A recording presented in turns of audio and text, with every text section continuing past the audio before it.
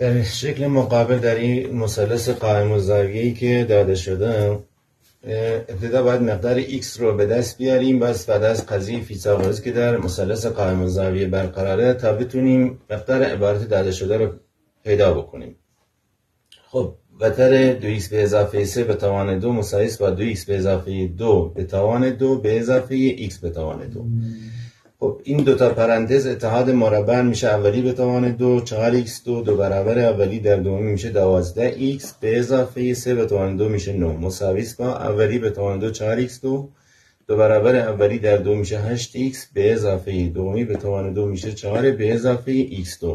4x2 از طرفین حذف شدن، همه مقادیر رو به یک طرف بردیم شده x2 منهای 4x منهای 5 مساوی 0.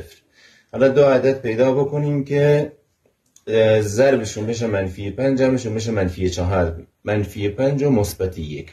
چون مساوی صفرن یا اولی صفره که x میشه منفی 1 x مساوی منفی 1 غیر قابل قبوله. چرا؟ چون x طول زل هم نمیتونه منفی باشه. x منهای 5 مساوی 0 x میشه 5 عدد مثبته و میتونه طول زل باشه.